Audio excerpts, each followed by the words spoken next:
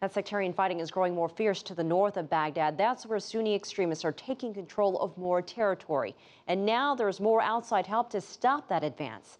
CCTV's Sean Callebs joins us live from Erbil in the Kurdistan region to explain. Sean. Yeah, Elaine, there is tremendous concern, especially coming from the United Nations and authorities here in autonomous Kurdistan, as the members of ISIS or the Islamic State continue to circle that town of Amerli, a town of something around 16 to 18,000 people, mostly farmers. Those farmers have tried to defend themselves as best as possible with small weapons, but they are simply overmatched. There are reports that the IS is now capturing some families. They are separating the men from the women. Reports they are killing the men and victimizing the women. The United Nations right now is issuing a huge cry for support, wondering why the United States and others are not coming to the aid of that area. They compare what's going on in Amerli to what happened near Mount Sinjar and the Yazidis. U.S.-led airstrikes did open up a corridor and allow thousands of Yazidis to escape with their lives, even though scores were killed during that incident. However, tremendous concern what's going on in this town. It's about 180 kilometers north of Baghdad. There are cries for international support. So far, none coming to this region. People here are simply perplexed, wondering why, with all the U.S. Military power, why none of it is directed to that area. Elaine? And Sean, we understand Iran's foreign minister is visiting the Kurdish region and lending some military support.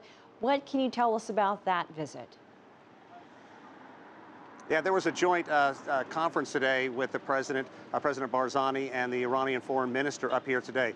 President Barzani was effusive in his praise for Iran, saying Iran was the first country to give weapons to the Peshmerga, the Kurdistan fighters, in their efforts to hold back the Islamic State and actually push back and take some land that the Islamic State had captured here in northern Iraq.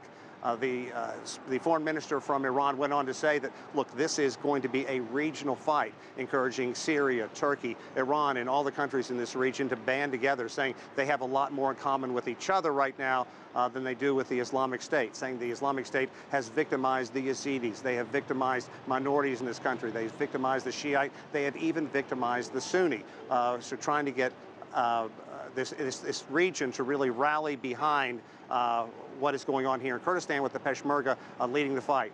This comes after Iran's foreign minister was in Baghdad for a couple of days. He was asked specifically if Iran was sending troops to this region. There is a pitched battle in a town called Jalala.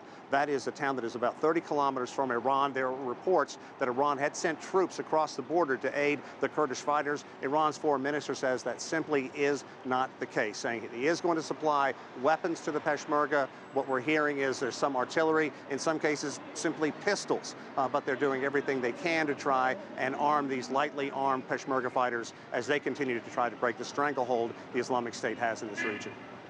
All right, CCTV Sean Callebs reporting live for us from Erbil.